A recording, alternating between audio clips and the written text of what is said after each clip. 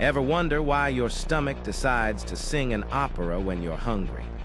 That rumbling sound, known as borborygmi, is your body's way of talking about its need for food. When you haven't eaten for 2 to 4 hours, your stomach releases a hormone called ghrelin, signaling hunger and starting those growls. But here's the cool part. Those sounds are actually a mix of gas and fluid moving through your intestines, not just an empty belly.